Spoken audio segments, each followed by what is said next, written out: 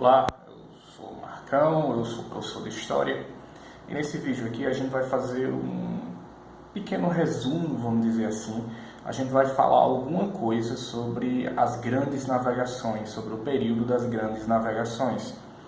Então, para a gente entender, pessoal, o que foi as grandes navegações, a primeira coisa aqui que a gente tem que se atentar, que a gente tem que falar é o que estava acontecendo na Europa um pouco antes das grandes navegações. E quando a gente olha para o velho continente, quando a gente olha para o continente europeu, no período das grandes navegações, ali um pouquinho antes, a gente vai ver que a Europa no século XIV e XV estava passando por uma grave crise. A gente tinha uma fome generalizada, espalhada por toda a população. Essa fome era causada pelas tempestades violentíssimas que destruíram as plantações e com isso as plantações não deram o alimento necessário para atravessar o ano até o próximo inverno, até a próxima vez que eles iam plantar. Então a população estava passando muita fome, muita gente morreu de fome nesse período. Uma outra coisa também que estava acontecendo na Europa, além da fome, é que veio uma doença que era espalhada pela pulga dos ratos, que era chamada ou de peste bubônica ou de peste negra.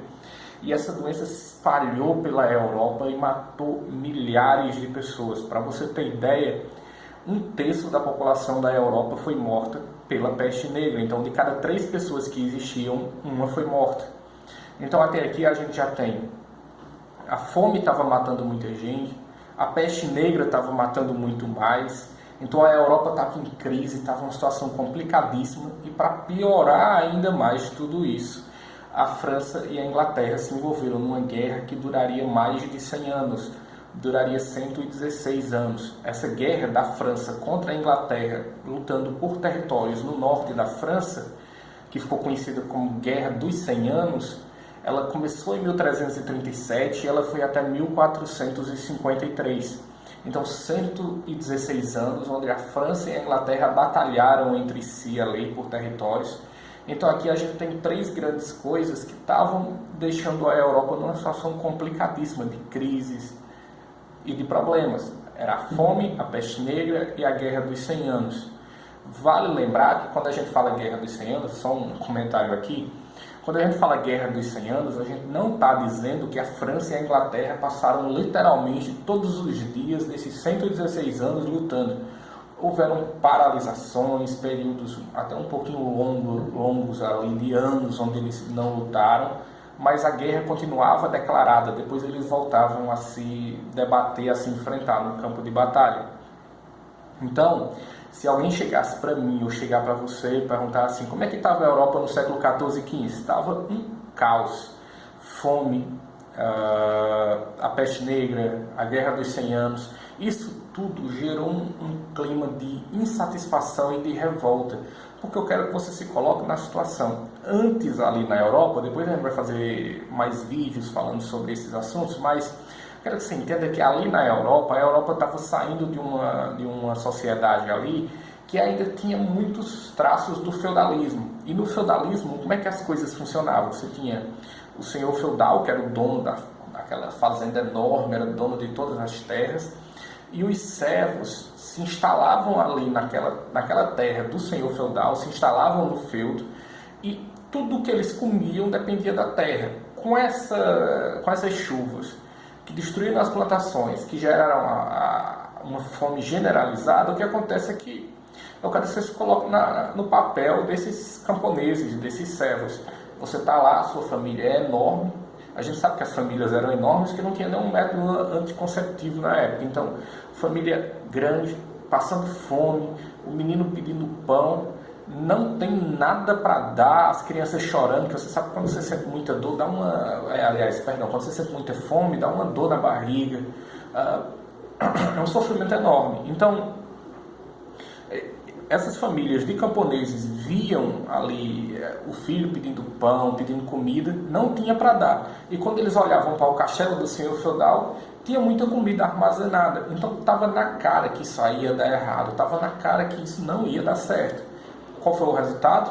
Começou na França, depois em algumas outras regiões. Os camponeses pegaram as armas que tinham, foices, martelos, enxadas, se revoltaram contra os senhores feudais, atacaram os castelos dos senhores feudais por causa de comida. Então, a sociedade que vinha até ali se mantendo na base da consideração entre o senhor feudal e os servos, perdão.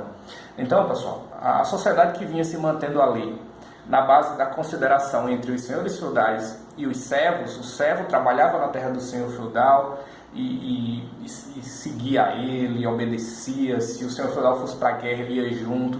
Em troca, o senhor feudal protegia o servo dos inimigos, de ladrões, garantia a segurança dele, dava um terreno para ele trabalhar. Então, toda aquela relação do feudalismo entre servo e senhor feudal, tudo isso começou a cair.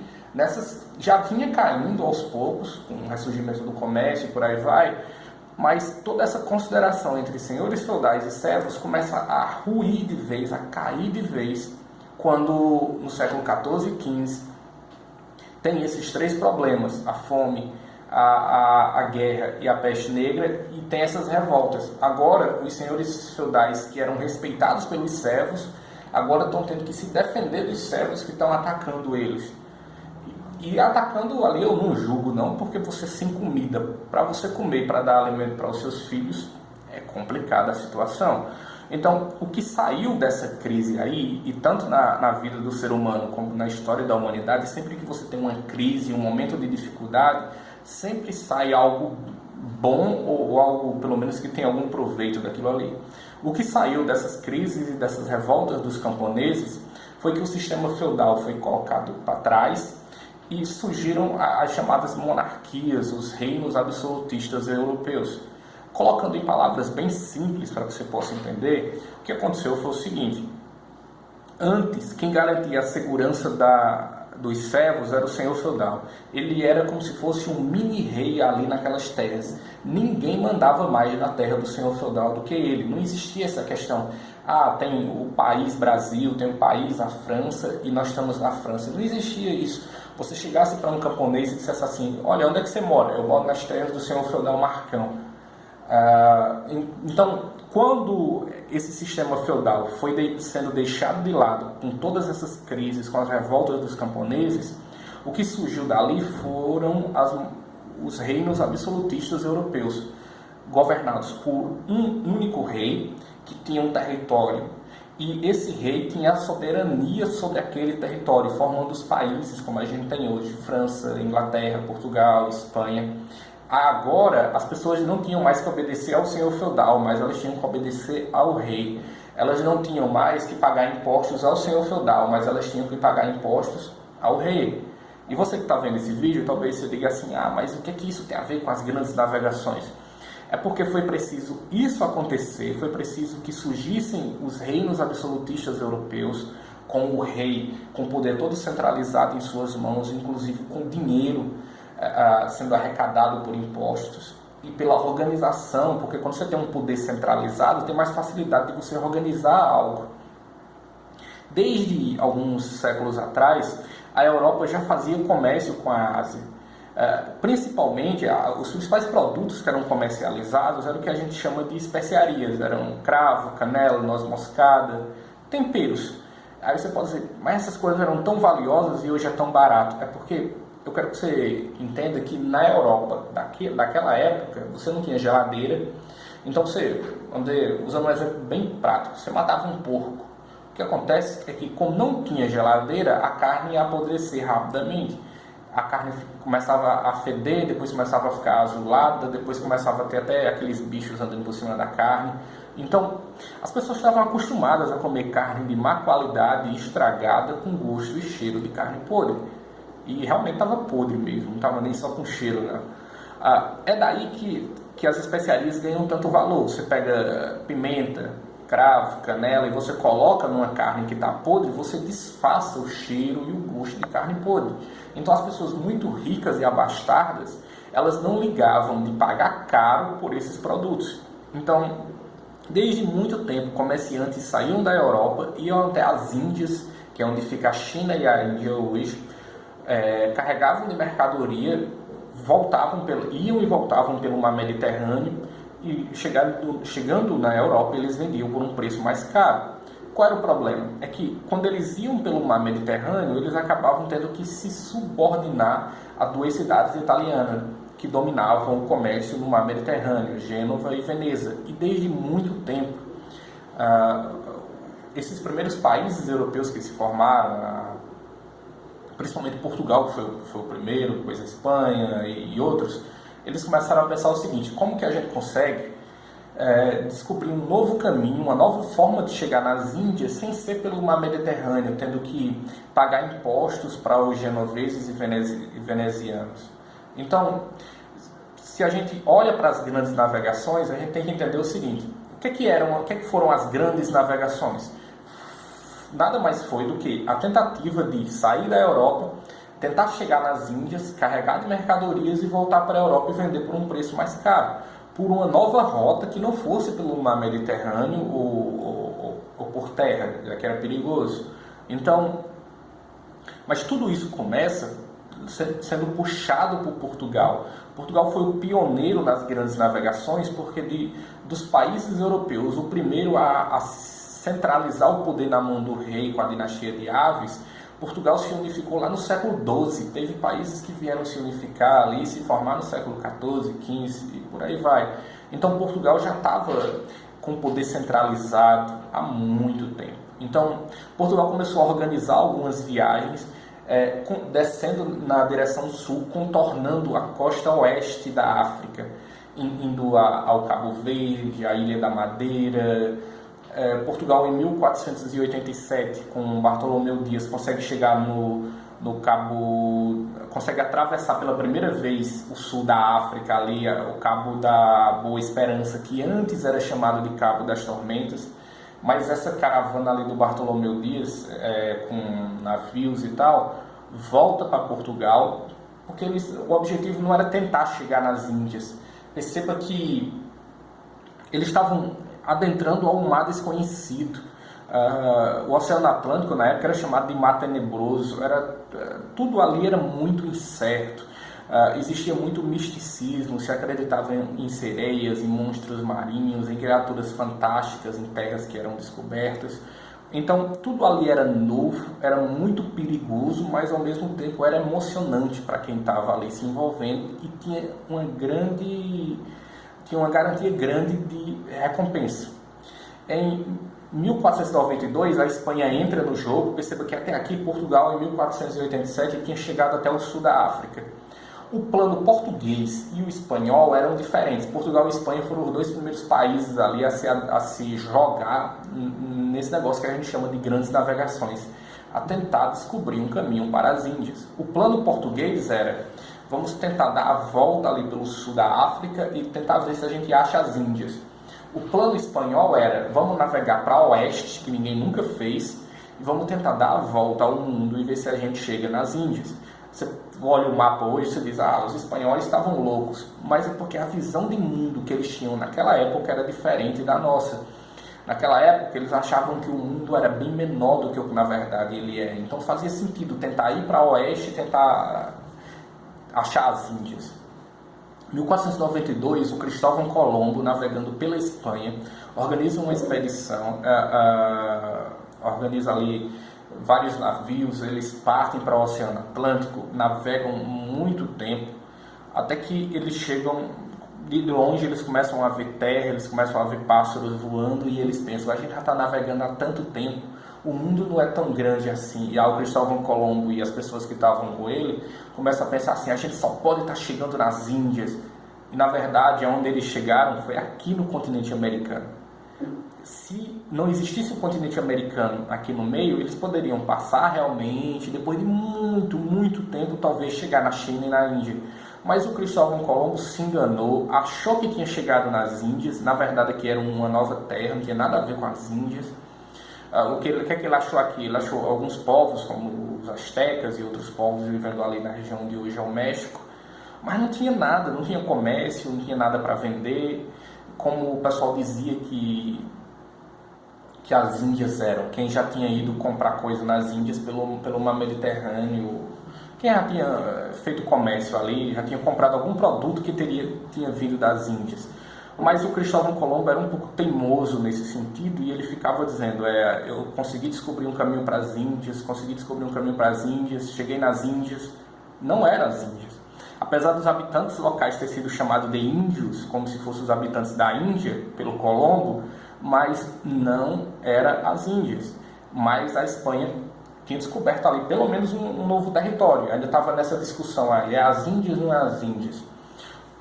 Em 1494, 2 anos após o Cristóvão Colombo chegar na América, em 1492, em 1494, Portugal e Espanha sentam na mesa de negociações porque estava quase tendo uma guerra. A Espanha dizia, olha, a gente descobriu uma terra a oeste e todas as terras ali que foram descobertas vão ser nossas. E Portugal dizia o seguinte, não, a gente também quer uma parte do que for descoberto ali. E para evitar uma guerra entre essas duas potências, porque Portugal e Espanha naquela época, em 1400, 1500, eram potências mesmo, para evitar uma guerra, o Papa Alexandre VI senta com os reis, faz um acordo.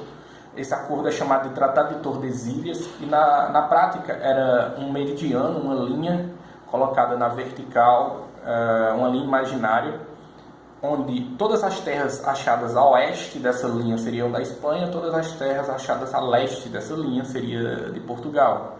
Essa linha ela cortava o Brasil mesmo na região nordeste ali, e o Brasil não tinha sido nem descoberto ainda. Então, nessa tentativa de chegar nas Índias, perceba que Portugal em 1487, 88, com Bartolomeu Dias tinha conseguido chegar ao sul da África, praticamente metade do caminho para as Índias, só que ninguém sabia, ninguém tinha ido ainda por esse caminho. Em 1492, o Cristóvão Colombo tinha chegado à América achando que aqui eram as Índias. 1494, a Espanha desconfia que tem mais territórios aqui, e Portugal também. Eles fazem um acordo, o Tratado de Tordesilhas, o Acordo de Tordesilhas, e dividem as terras que iam ser descobertas. E a coisa continua.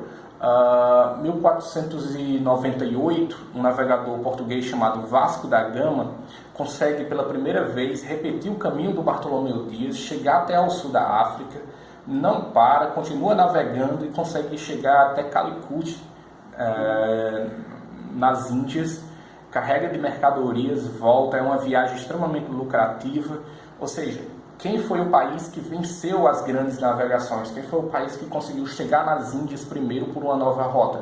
Foi Portugal, com Vasco da Gama em 1498.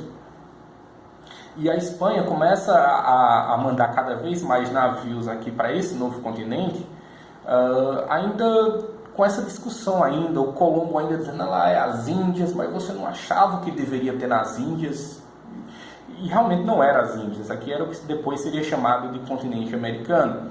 Mas perceba, Portugal já tinha chegado nas Índias em 1498, com Vasco da Gama, e Portugal organiza uma nova expedição, agora para repetir o caminho para as Índias. Mas os portugueses desconfiavam que talvez na região sul de onde o Colombo tinha chegado aqui, onde é a América, talvez tivesse terra. Então a ordem que eles dão ao Pedro Álvares Cabral, que era quem ia comandar a expedição, era o seguinte: navega o mais para oeste possível que você conseguir, para ver se você acha terra. Não achou? Você volta para o leste, contorna a África e vai para as Índias, carrega de mercadoria e volta para Portugal. Ou seja, o Pedro Álvares Cabral ia fazer uma averiguação, ia ver se achava terras aqui. No dia 22 de abril de 1500, na tarde do dia 21 de abril de 1500, a esquadra ali comandada pelo Pedro Álvares Cabral já começa a observar alguns pássaros. Bem de longe eles veem um monte no horizonte do mar. Como estava próximo à Páscoa, eles chamam o monte de Monte Pascoal, e na manhã do dia 22 eles chegam em Porto Seguro, na Bahia, onde hoje é Porto Seguro, na Bahia, desembarcam, e ali a gente diz que o Brasil foi descoberto pelos povos europeus. Você vai ver muita discussão, que não sei o que o Brasil não foi descoberto, que os índios já viviam aqui. É verdade, já tinham milhares de índios vivendo aqui, mas é bom que se diga que quando a gente diz que o Brasil foi descoberto para a Europa, que não sabia que aqui tinha os portugueses, que não sabiam que aqui tinha gente, nem que aqui tinha terra. Então os portugueses desembarcam ali, O encontro com os índios na praia é um encontro amistoso. Os índios nunca tinham visto ali, essas pessoas brancas nunca tinham visto navios tão grandes que nem as caravelas portuguesas. Os portugueses também assustados, os índios estavam com arco e flecha na mão, prontos para a guerra. Mas é um encontro bem tranquilo. Eles trocam alguns presentes, os portugueses dão chapéus aos índios. Os índios, depois de alguns dias, vão aos navios, eles querem subir, e aí eles se deitam lá no lastro de madeira das caravelas. E os portugueses passam alguns dias aqui. Quando eles vão embora, porque o objetivo não era descobrir o Brasil ou ver se achava, o objetivo principal não era tentar achar terra aqui. Eles chamam essa terra, os portugueses, de Ilha de Veracruz. Perceba que eles achavam que isso aqui era apenas uma ilha. Ninguém não tinha essa ideia que, nossa, isso aqui é um novo continente mesmo. Isso aqui é realmente um país, e era mais um país com dimensões continentais que não é o Brasil hoje em dia. Eles achavam que isso aqui era uma ilha, aí bota o nome, Ilha de Veracruz. Eles vão para as Índias, carregam mercadoria, deixam 2 degredados aqui no Brasil, ou seja, 2 pessoas que tinham cometido crimes, e eles deixam justamente para essas pessoas se habituarem ali, conviverem com os índios e tal. Então, eles vão embora, deixam 2 homens aqui, e é dessa forma que as grandes navegações vão se desenrolando. Perceba que as grandes navegações, para encerrar esse vídeo, mas perceba que as grandes navegações foram tão importantes, tão importantes, tão importantes, e eu repito 3 vezes porque realmente foram importantes, ao ponto de causar mudanças drásticas na história da humanidade. Porque tinha gente aqui no continente americano, mas eles não tinham nem noção que tinha terras além do oceano. E a Europa, ali os povos europeus e da Ásia, não tinha nem sequer noção que existia a América. Através das grandes navegações, vai ocasionar, primeiro, um aumento da riqueza dos reinos europeus, porque tanto através do comércio, como através da exploração do ouro, da prata, que vai ser descoberto depois, que a gente fala num vídeo que depois a gente vai fazer. Também outra coisa que muda é que o comércio mundial, que antes era só o comércio europeu com a Ásia, agora é um comércio realmente entre todos os continentes ali. A Oceania estava abandonada ali, ninguém sabia que existia ainda, mas o fato é que a América se integra ao comércio com a Europa. Se vê muita gente dizendo assim, mas a Europa começou a explorar a América. É verdade. O continente americano começou a ter suas riquezas retiradas e tudo mais. Mas também é bem verdade dizer que começou uma integração, com todos os seus defeitos e problemas, mas começou, através das grandes navegações, uma integração entre os povos do que seria a América com os povos da Europa, fazendo trocas comerciais. No começo ali você não tinha exploração com os índios. Depois isso vai acontecer, eles vão tentar escravizar os índios, mas no começo você dava coisas aos índios, o índio trabalhava, cortava madeira, botava no navio, você ia embora. Mas a gente vai falar disso em outros vídeos, tá? Então, resumindo aqui, o que foram as grandes navegações? Foi a tentativa de chegar às Índias, descobrir uma nova rota marítima, para que essa nova rota propiciasse mais lucros, já que pelo mar Mediterrâneo você tinha que ficar subserviente à cidade de Gênova e Veneza, na Itália, que dominava ali toda aquela região. Quem venceu as grandes navegações? Portugal, que conseguiu chegar primeiro nas Índias, mas também não dá para dizer que a Espanha perdeu. Ganhou de bandeja aqui boa parte do continente americano, descoberto em 1492 pelo Cristóvão Colombo. E Portugal, além disso, ainda em 1500, com Pedro Álvares Cabral, chegou ao Brasil. Mas nesse momento aí ninguém imaginava. Não havia consenso na Espanha que a América era um novo continente, e Portugal não imaginava que o Brasil ia se tornar o que se tornou hoje, nem que o Brasil seria tão grande como a gente sabe que é hoje. Repito, o nome que eles deram ao Brasil foi Ilha de Veracruz. O nome católico e chamado de Ilha, né? Eles mal sabiam que a gente ia ser grande e bem maior do que Portugal, igual a gente sabe que a gente é hoje.